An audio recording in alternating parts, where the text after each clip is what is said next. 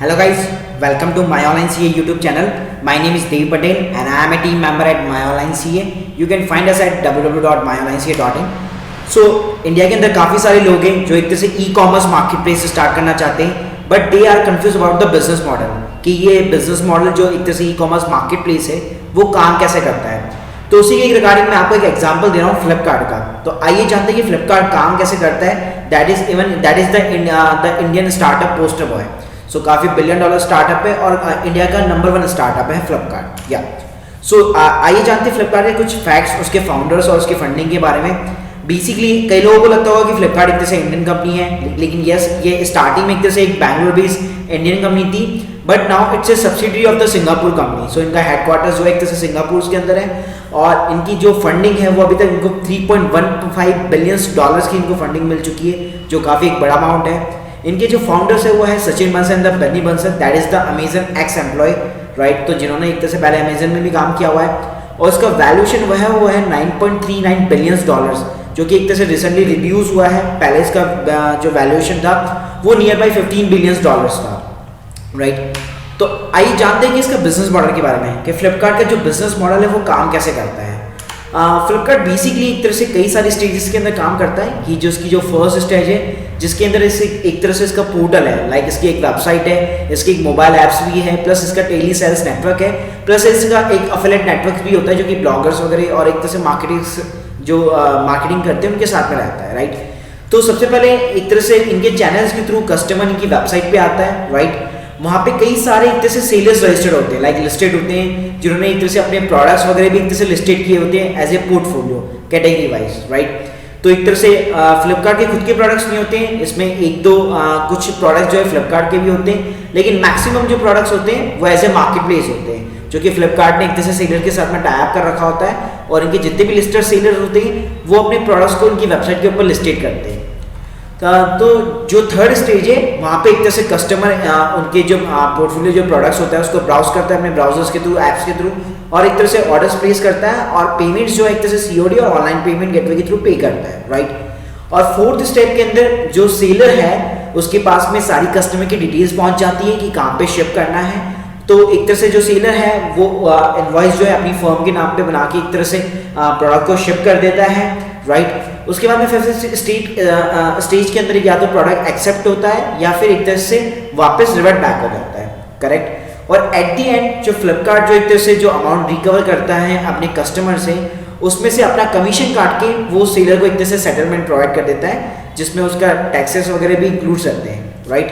तो अल्टीमेटली अगर मैं इस बिजनेस मॉडल की बात करूं तो ये कंक्लूजन ये निकलता है कि ये कमीशन बेसिस पे वर्क करता है कि आपकी टोटल सेल्स वैल्यू जितनी भी होगी उस पर एक स्मॉल सा परसेंटेज कमीशन होगा, राइट।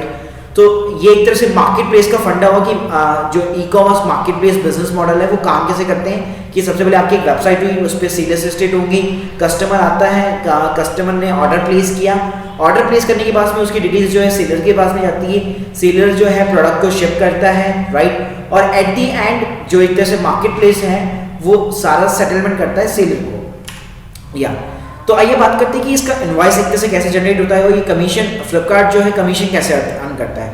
तो ये देखिए यहाँ पे मैंने काफ़ी सारे एग्जाम्पल ले रखे हैं। फॉर एन एग्जाम्पल फर्स्ट जो एग्जाम्पल है वो है that is about the book. So let suppose जैसे बुक की प्राइसिंग 500 रुपीज़ है, तो ये यहाँ पे आपका वैट लग जाता है 50 रुपीज़। तो टोटल प्राइसिंग जो फ्लिपकार्ट पर लिस्टेड है वो है 550 रुपीज़, राइट। जो सेलर एक तरह से ए है और यहाँ पे फ्लिपकार्ट का 15% कमीशन है, राइट। और ये एक सर्विस टैक्स होता है जो कि फ्लिपकार्ट चार्ज करता है सेलर से अपनी सर्विसेज को प्रोवाइड करने के लिए, क्योंकि वो आपको एक मार्केट प्लेस प्रोवाइड कर रहा है और आपको मार्केटिंग और आपको पेमेंट गेटवे और लॉजिस्टिक सर्विस प्रोवाइड करता है, राइट। सो ये देखिए फ्लिपकार्ट का जो कमीशन बनेगा वो कैसे बनेगा कि 500 रुपीज़ का मतलब बेसिक प्रोडक्ट चार्ज है, उस पर 15% उनका कमीशन हो गया तो 75 रुपीज़, प्लस 75 रुपीज़ के ऊपर आपका सर्विस टैक्स हो गया, तो अब तो एक तरह से 15.5% रेट हो चुकी है सर्विस टैक्स की, राइट। तो ये देखिए टोटल जो रिसीव होता है फ्लिपकार्ट का ये एक तरह से total commission with the service tax हो गया, और प्रोडक्ट उनके पास में 550 रुपीज़ जो है उसमें डिडक्ट करके जो भी अमाउंट बचता है वो सेलर को एक तरह से रिसीव हो जाता है। अब 464 में से सेलर का जो है 50 रुपीज़ एक तरह से वैट होता है जो कि एक तरह से गवर्नमेंट को पे होता है। और अगर मैं फ्लिपकार्ट की बात करूं तो फ्लिपकार्ट का केवल 75 रुपीज़ कमीशन है, बाकी का जो अमाउंट है यहाँ पर वो एक तरह से गवर्नमेंट को पे करना पड़ता है एज ए सर्विस टैक्स, और जो सेलर है 464 में से 50 रुपीज़ एज ए वैट जो है गवर्नमेंट को पे करता है, राइट। तो इस तरह ये फ्लिपकार्ट का पूरा कमीशन बेस्ड मॉडल काम करता है, इसकी बिलिंग जो है एक तरह से इस टाइप से चलती है। आइए बात करते हैं कि फ्लिपकार्ट की एक तरह से कि बिजनेस जो इनकी रेवेन्यू है वो लाइंस क्या क्या है कि कैसे कैसे फ्लिपकार्ट जो है अर्न करता है। फर्स्ट है उनका वेब पोर्टल, जहाँ पे एक तरह से ऑब्वियसली कस्टमर आते हैं, प्रोडक्ट परचेज करते हैं, उनको पर प्रोडक्ट एक तरह से कमीशन मिलता है, राइट। सेकंड जो रेवेन्यू मॉडल्स है वो मे बी एक तरह से लिस्टिंग और कन्वीनियंस फीस है। लिस्टिंग फीस जो कि एक तरह से सेलर्स के जो है सेलर जो अपने प्रोडक्ट्स वाले लिस्टेड करते हैं वो एक तरह से लिस्टिंग फी जो है फ्लिपकार्ट को प्रोवाइड करते हैं। उसके अलावा लेट्स सपोज अगर कस्टमर को अगर फास्टर डिलीवरी चाहिए अपने प्रोडक्ट्स वगैरह की तो उसको एक एक्स्ट्रा अमाउंट जो है फ्लिपकार्ट को प्रोवाइड करना पड़ता है। उसके अलावा फ्लिपकार्ट का एक खुद का पेमेंट गेटवे भी है, yes definitely that is the handle by the Flipkart payments private limited. So पहले ये जो पेमेंट गेटवे था वो थर्ड पार्टी लाइक जो अदर वेबसाइट होती like for an example like redBus हो गया या फिर अमेजन या फिर आप किसी की भी वेबसाइट को ले लीजिए, तो ये थर्ड पार्टी को भी एक तरह से एक्सेप्ट करता था, करेक्ट। बट एक तरह से फ्लिपकार्ट आप किसी भी थर्ड पार्टी को एक्सेप्ट नहीं करता है, अभी इनका खुद का पेमेंट गेटवे है और वो ये लोग खुद ही यूज लेते हैं। इसके बाद में अगर मैं लॉजिस्टिक की बात करूं तो यहाँ पे ई कार्ड एक तरह से इनकी खुद की कंपनी है जो एक तरह से इनका खुद का लॉजिस्टिक अच्छा खासा नेटवर्क है जो सेलर के जो प्रोडक्ट्स होते हैं उनको शिप करता है, तो एक रेवेन्यू इनकी यहाँ से जनरेट होती है। इसके अलावा एक रेवेन्यू इनकी डिजिटल मीडिया से भी जनरेट होती है कि फ्लिपकार्ट पे एक तरह से आपने होम पेज पे काफी सारे एड्स वगैरह देखे होंगे जो कि एक तरह से स्पॉन्सर एड्स होते हैं, राइट। कि लेट्स सपोज कोई अगर प्रोडक्ट भी एक तरह से अगर लॉन्च करता है तो वहाँ पे आपको काफी सारे एड्स दिखते हैं जो कि स्पेसिफिकली ब्रांड्स के प्रोडक्ट्स होते हैं और उनके थ्रू एक तरह से वहाँ पे फ्लिपकार्ट जो है अर्न करता है। उसके अलावा फ्लिपकार्ट ने रिसेंटली एक तरह से जबोंग को परचेज किया और उसके पहले एक तरह से मिंत्रा को भी परचेज किया है, तो इनका एक तरह से फैशन कैटेगरी भी जो नेटवर्क है वो काफ़ी बड़ा है, तो ऑब्वियसली इन दोनों कंपनी के थ्रू भी इनकी रेवेन्यू होती है। इसके बाद में मैं other extra business line revenues की बात करूं तो फ्लिपकार्ट का एक कैश एंड कैरी मॉडल है जहाँ पे एक तरह से होलसेल डिवीजन के लिए फ्लिपकार्ट वर्क करता है। इसके अलावा फ्लिपकार्ट ने एक नियर बाय ऐप भी लॉन्च की थी जो एक तरह से ग्रॉसरी के अंदर डीलिंग करती थी बैंगलोर के अंदर, बट नाउ ये क्लोज हो चुकी है, राइट।